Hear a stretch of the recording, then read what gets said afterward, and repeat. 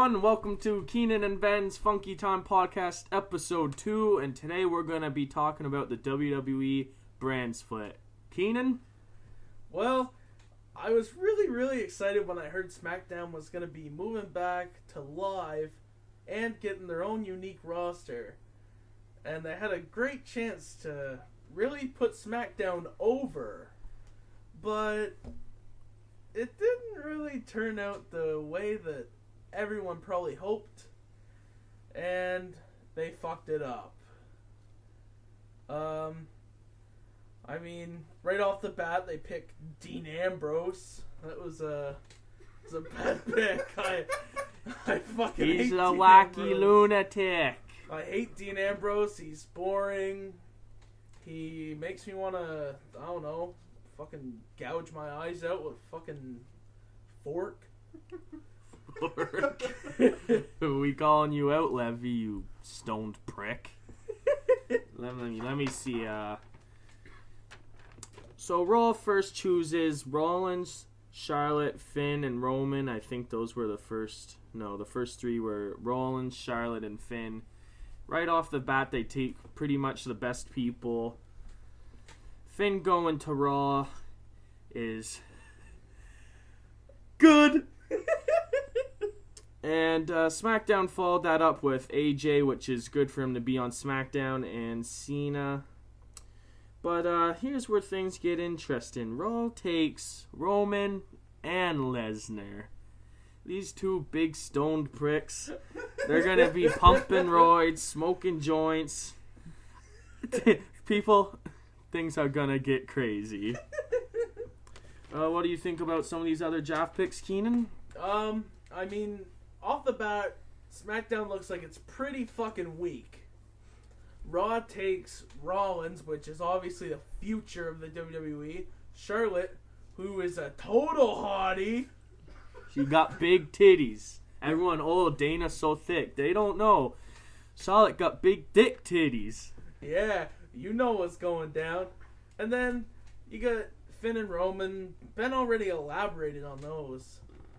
And New Day was followed up after Lesnar. I couldn't be happier with them being on Raw.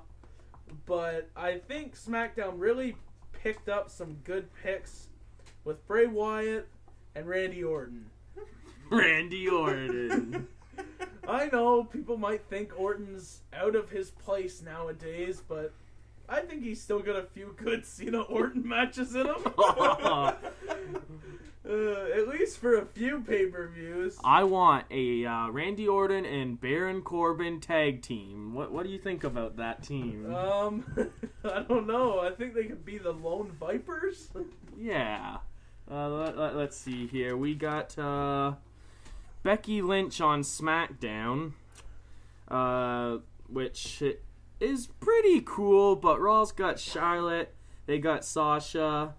And that brings me to the next woman on Monday Night Raw. She ain't your ordinary woman. She thick, she sexy, and she smells good. Ladies and gentlemen, Nia Jax. Keenan, I know you're a big fan. Tell me, Nia on Raw, were you surprised? You know, I was pretty surprised that big, thick piece of shit made it through the goddamn draft. The big fucking baloney-looking, weird Samoan muff bitch. I don't know what the hell that Stephanie's thinking. I mean, Mick Foley's probably getting some sweet puss. You heard it here first. Nia Jax was drafted to Monday Night Raw because Mick Foley was eating on some of that bush. Let's see here. Yeah, I think you should look at some of these SmackDown ones. You got Baron Corbin and another NXT call-up. Oh, wow. SmackDown, with their 7th pick of the draft, they bring up American Alpha. Mm-hmm. Now, American Alpha is one hell of a tag team. If you haven't seen them, go watch NXT, go watch TakeOver, and you will be very pleased. Chad Gable and Jason Jordan, one hell of a tag team. Jason Jordan better of the team. Yeah, I'd say Jason Jordan is better, but as a we calling team, you out, Levy, you stone prick. As a tag team, I mean, they bring something special to the table. I mean, everyone remembers the world's greatest tag team, Charlie Haas and Shelton Benjamin. This is the 2.0 of the world's greatest tag team. Or the 1.5. Oh, Ben. Let's see here. We got some picks on Raw. We got Jericho, Rusev, Owens, and pretty much for most of the show, Raw got all of the big names like that. End Zone Cast, The Club. And yes, big names include The Big Show. SmackDown, well, how do they go against people like The Big Show? That's right, Natalya. She's big, she's sexy, and she's the Queen of Hearts. And I know number 13... tag team, Keenan was very pleased to see them drafted to SmackDown. Okay, before I elaborate on SmackDown's 13th pick, I'd like to go back to the Big Show point here. He's a freaking giant, man. What else is there to say? He went 14th for Raw's picks. And let me remind you, he went before a lot of awesome talent. He went before Nia Jax, who I hate that Big Show and Nia Jax are the cutest couple in WWE history. As much as I hate to say it, Nia Jax should have went before Big Show. Big Show should have been 4th overall pick. And then after Nia, it was Neville, Cesaro, Sheamus, Golden Truth, Titus, etc. But... We like Titus down here. He's a good guy. Yeah, Titus is cool. I mean... Darren Young better, though. Yeah, I mean, Darren Young, he's awesome. Darren Young drafted to SmackDown? No, he was drafted to Raw. Stupid fat retard. Alright, now back to SmackDown's 13th pick. They took the odd men out. They chose not one, but two... not one, but two of my closest ooses. Shout out to you, cuz. 13th overall draft pick for SmackDown, the Usos. Yes, that's right. SmackDown is going Uso crazy. And now... SmackDown Live. Yes, SmackDown Live. And there has been a change to the announce team for SmackDown.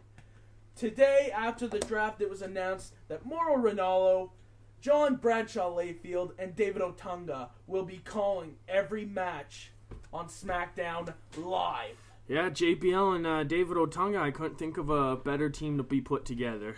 I mean, now that JBL is on SmackDown, Usos are on SmackDown, whenever the Usos are going over the top rope, we get the, look, David, we got us some flying Usos. I can't wait. And after the Usos, well, some people think SmackDown might have been a little bit below Raw in these choosings, but they followed the Usos with another great choice, and that is Demon Kane. Yes, the veteran in WWE. He is going to take SmackDown to new heights that it's never seen before. And speaking of heights, we got Kalisto on SmackDown, which doesn't really make sense since the Cruiserweight division's going to be on Raw. We got returning Neville on Raw. That's pretty cool. I think there's someone on SmackDown I'd like to talk about. Number 18, perhaps? Yes. Number 18. But before I talk about number 18, I'd like to... Let's go back to the Big Show, shall we? Yeah, please. I mean, I wasn't done. Jesus Christ. When is this guy gonna get another world title run? Like, holy fuck, this guy is so... Sorry, I thought some gas was gonna come out, but I just spreading my cheeks in front of Keenan's face for no reason. Back to the Big Show. Okay, Big Show goes 14th overall. I know earlier I said he should have been later, but god damn it, he should have been first overall. Fuck Rollins, fuck Ambrose, fuck Charlotte, fuck AJ. They can all go to hell. Big Show works his ass off, his big, sweet fucking ass. When in the hell is he ever going to get another fucking world title run? God damn, this guy, day in and day out, he never goes out and parties, never gets in troubles. I mean, that brings us to SmackDown's best pick of the draft. I believe it was 18th overall, Zack Ryder. Now, Zack Ryder is an underdog, and he always has been, but he's also one of my favorites of all time. And now he's not alone, because SmackDown's 25th pick, one half of the Hype Bros, Mojo Rawley. Let me tell you right now, they don't get hype, they stay hyped. This is going to give us a chance for some great new matches. The Usos versus the Hype Bros. The Hype Bros versus Breezango. It's never ending, people. Ryder versus Jimmy Uso in a fucking, I don't know, a naked steel cage match? Speaking of naked, the 20th pick by SmackDown was Alexa Bliss. And let's just say... What the fuck does that have to do with naked? Let's just say I was nutting all night long because 2 picks after her was Eva Marie. And... What? All Red Everything is talking about my Red Rocket when I see Eva Marie. Speaking of Red Rockets, Eric Rowan was the 24th pick by SmackDown.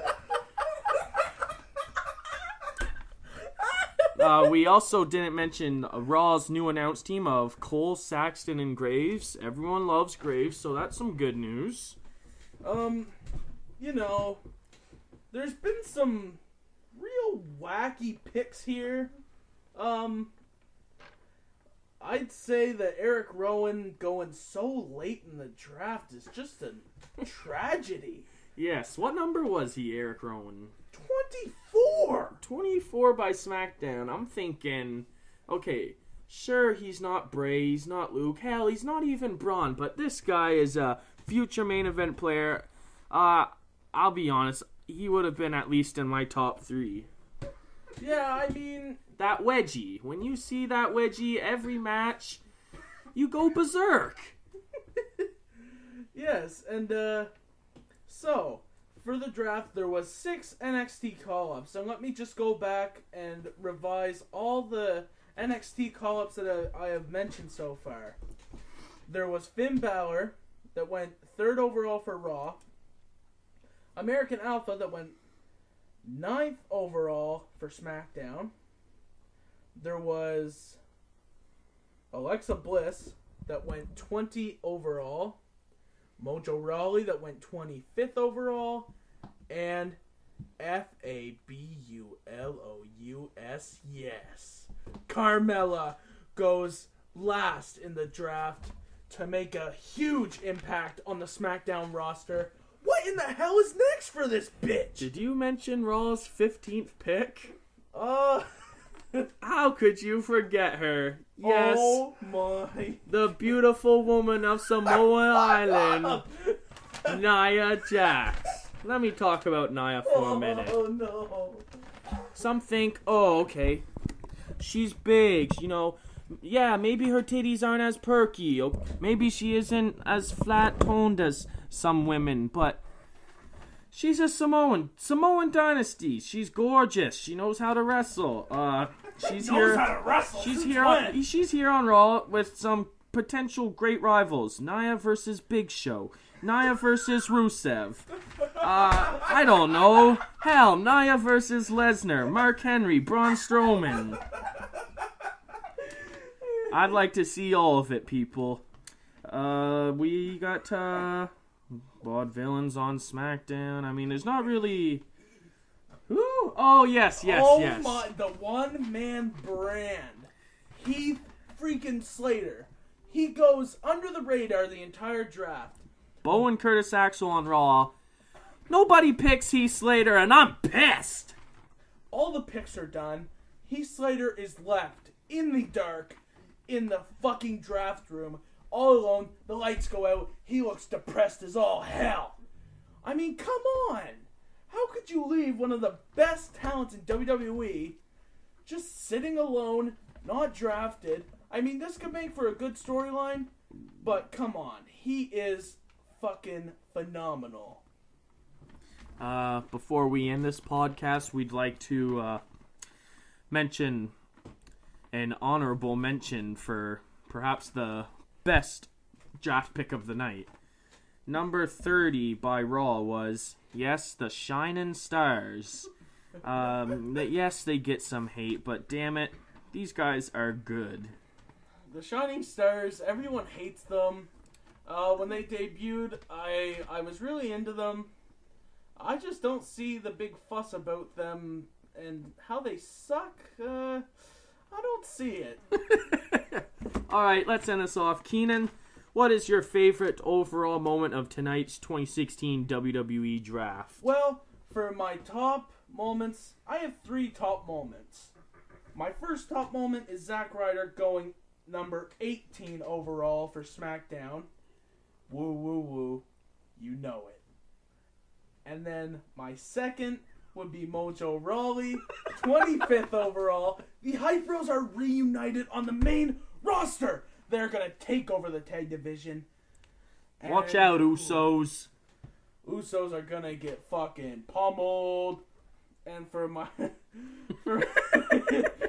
for my third favorite moment of the night, I got to go with the sweet Samoan sensation herself, Nia freaking Jax. Bravo to the big fucking baloney huffing cunt.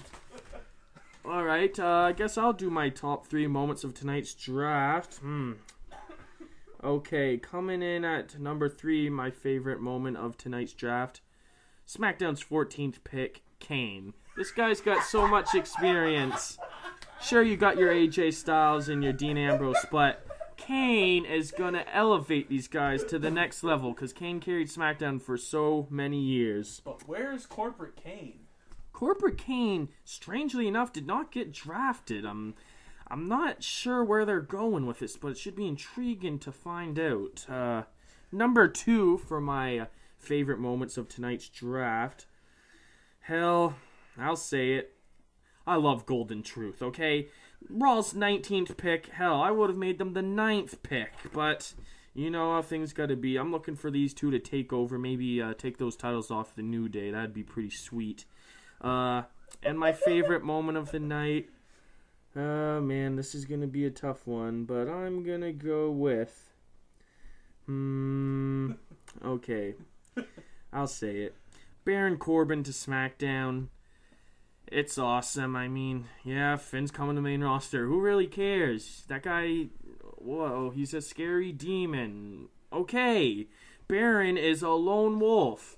He's tough. He doesn't need friends. And, hell, I'm looking forward to him taking that title off Dean Ambrose, or maybe tagging up with Orton, or hell, maybe another Baron Corbin Dolph Ziggler match. The internet likes to whine about that, but god damn it, they go out there and steal the show every night. Every night! So, what was Baron Corbin's overall? 8th. So, Baron Corbin went 8th overall, which is really surprising for most. I mean, He should have been first! people were pissed off about it, but I think it's a pretty good spot for an up-and-coming star like him. I mean, I know not everyone likes him, but goddamn, he puts in the work. He's really broken out of his shell since, Breaking Ground. Oh, I do want to say Owens being picked only 11th by Raw was pretty autistic. This guy should have been in at least the top 5, I'd say, over guys like Dickhead Lesnar and Roman, the two steroid dope puffin dickwads. And how could we mention SmackDown really scored on this one. Number 12 really put the nail in the coffin for Raw. They chose Alberto Del Rio. Some classic matches maybe. Him and Orton, him and Cena. I don't know. But the draft overall, it was pretty autistic. But we got some cool things like Nia coming up. And who knows what we'll see. We'll have to wait and find out. Any last words, Keenan? Yeah, I just got one last thing to say to our viewers. Thank you for tuning in, and stay hyped, bro. Woo, woo, woo.